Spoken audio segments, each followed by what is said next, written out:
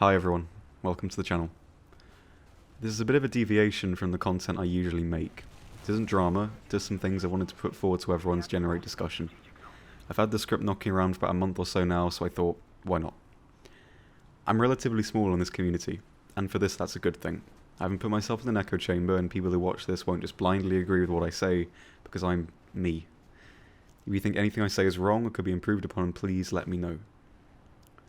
What this is a few ideas. I played the game for a very long time. I've experienced everything the game has to offer, and I got God of War last year. I played and spaded pretty much everything. I only have a few French stuff and a couple of tanks to go. I've seen the game change for the better and the worst, and I think I'll come up with some decent general changes to improve the game. This video will cover mainly game mechanics. I might do more in the future about more specific things, it just depends on whether people enjoy this one. The reason initially for making this video is that over the years I've made lots of good friends playing this game, and most of them have stopped playing. Some through general frustration, some through specific mechanics, and it's taken me a lot of time to come up with, in my mind, the best solutions to problems the game has that has made my friends leave. All I want is for the game to improve and for people to have a good time while they play. This is my contribution, and I hope you enjoy.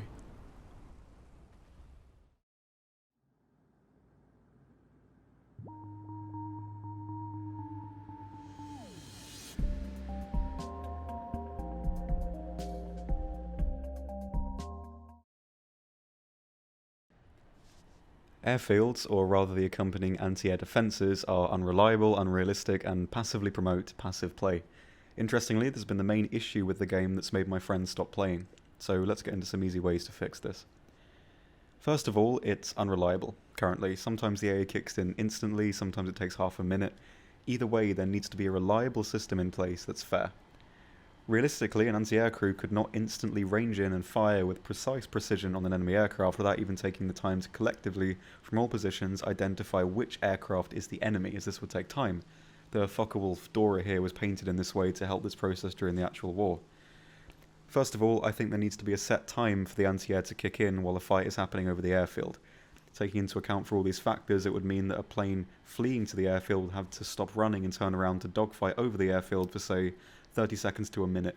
This would reward the fleeing fighter, in a twisted sense, if they survive over the runway, just because they're likely being followed closely and having to turn around would likely get them killed before the AA kicked in anyway. The AA can still be a fallback in this sense, but it'll take some modicum of skill to stay alive in a disadvantageous position for more than a minute, whereas before it was incredibly reliable in rewarding the passive player for being passive, which shouldn't be the case at all. The player chasing and trying to engage shouldn't be punished for that. The next point relates to people sitting on the runway. I think airfields should give a 1 minute grace period for an aircraft to take off. If they don't move after this time, the AA is deactivated. There's no historical factor for this, of course, but sometimes gameplay just has to come first. Also, if an aircraft J's out on the runway, I think they should still be physically there and able to be killed instead of disappearing. If they're actively trying to change their loadout, there should be a 10-second time frame while they're on the runway, and the bombs or belts are loaded on, and the plane can then take off seamlessly without despawning and faffing in the menu. The AA timer should kick in after this process is finished.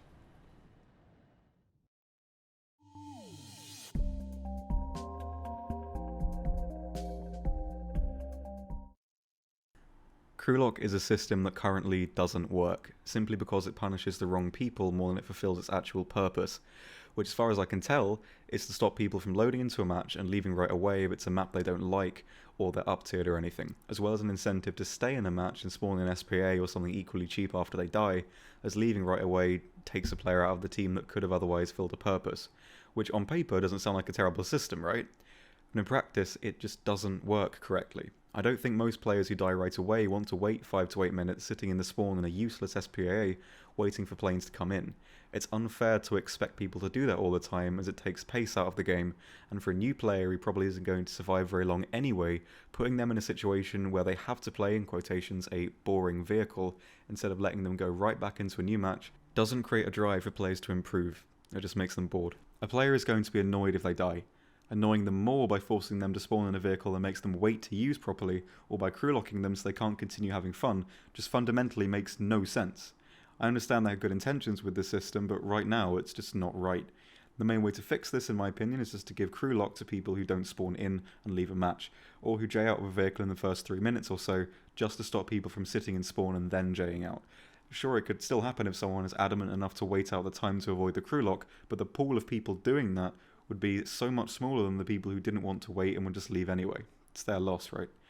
And sure, some of you are probably thinking, what's to stop someone with lots of lineups just leaving a game and playing another nation and maybe doing the same thing again if they don't get a result they like? Well, I think this time should stack. Right now it's about 8-9 minutes. And if a player continues to do this, the crew lock time should double every time they leave a match and reset after a week or so. Plus, Gaijin already has a system to work out if a player is left of their own accord or if the game has actually crashed or they've been disconnected, so I don't think that'll be a problem either.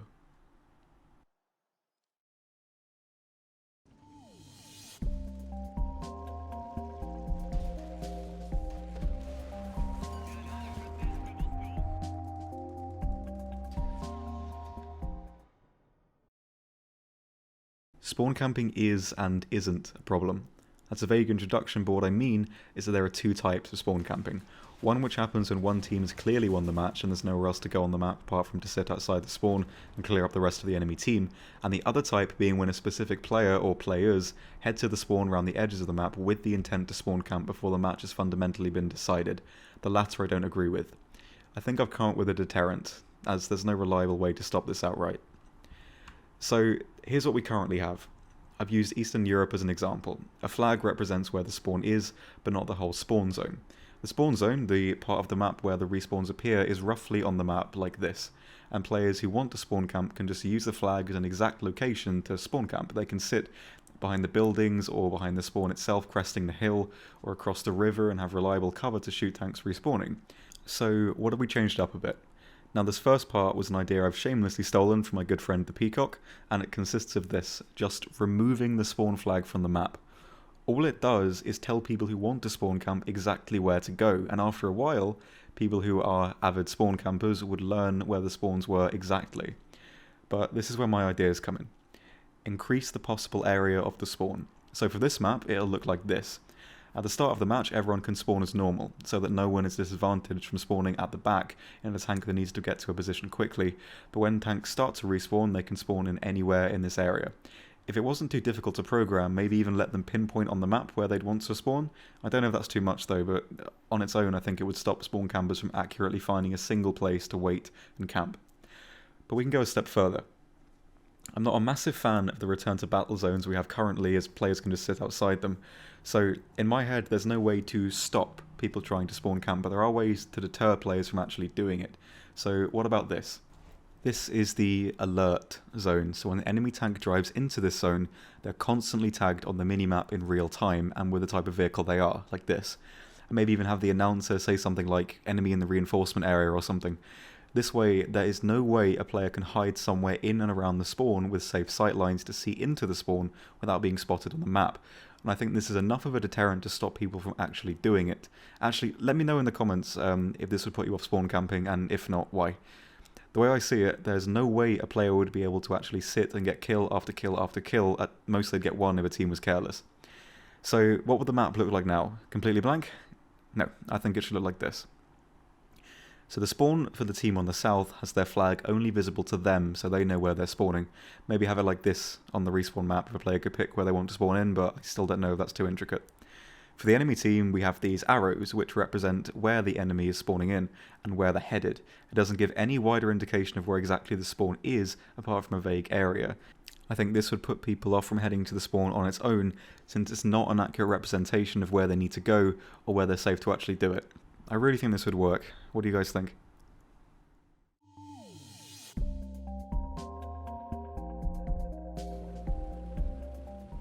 Whether the sun is realistic or not, of course it's not. It's like Gaijin believe in the flat earth theory and the sun is mere miles away from the surface.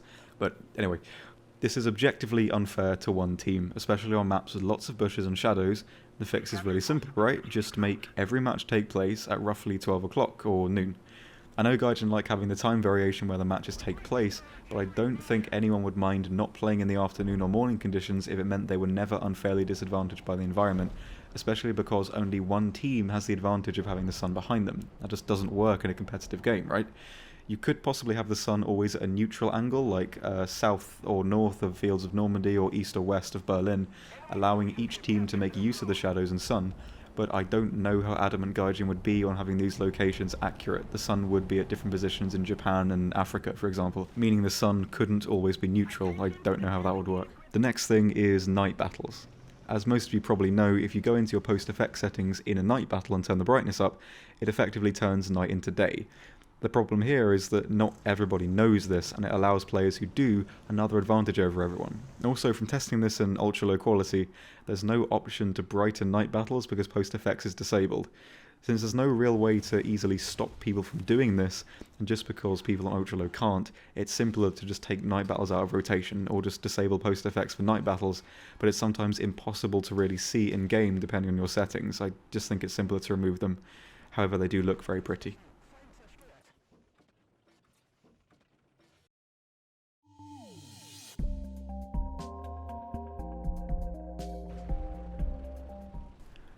This is something that I think would be fantastic and would reward good players for being, well, good. It's simple and works like this. We've all had those matches, 10, 15, 20 kills, and you still lose. You're left with a fraction of RP and crippling depression. So what can we do to reward those players who've put tons of effort, spawns, and time into winning a lost match?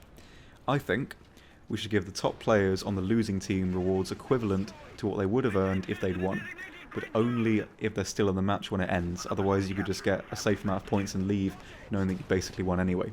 For this to work, aircraft points need to be reworked as well. If you don't know, any kill or action you make in a plane during a tank match gives you more points, so that would have to be reset to normal levels, which makes sense anyway. I think a successful game has to keep the players happy, or at least willing to keep playing. If someone gets loads of kills and still loses and gets nothing to really show for all that effort, they're going to be rightfully annoyed and not really willing to keep playing. But if you reward that player for their effort, they're going to feel accomplished. Sure, they're not going to be as happy as they would if they'd won, but I'd wager they'd feel willing to try again with the same effort and win next time.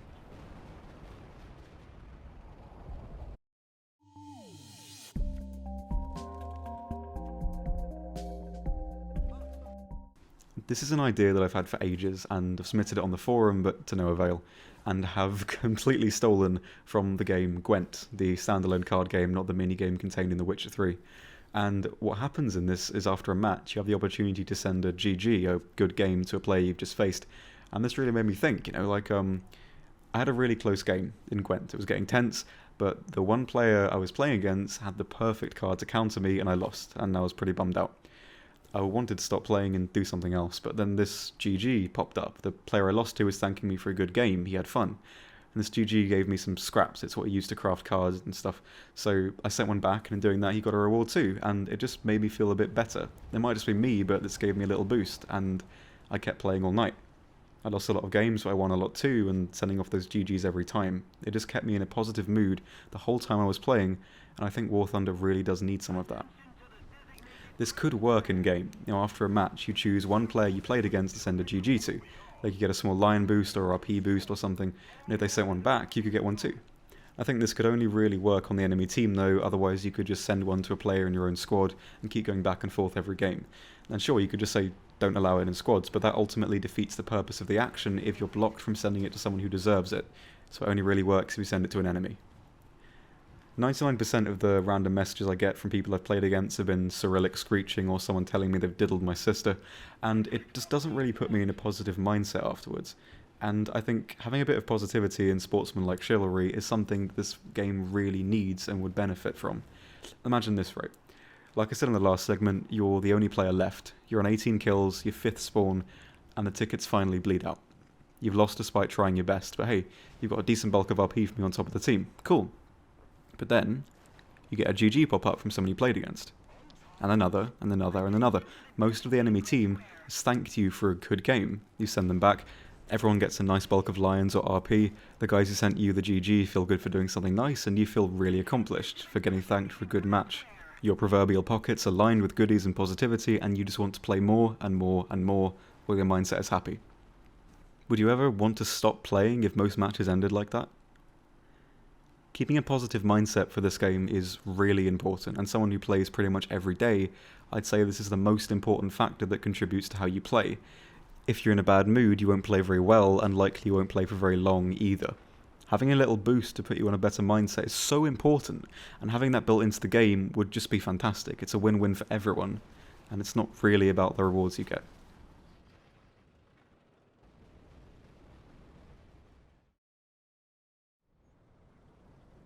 Thanks for watching, everyone. I have a few more ideas, but they're all closely linked, so if I do another one of these, I'll talk about them then all together. I really hope you enjoyed. And if you have any ideas yourself, please put them below. I'd love to read them, and I'm sure everyone else watching would too. Thank you very much for watching, and I'll see you next time. Goodbye.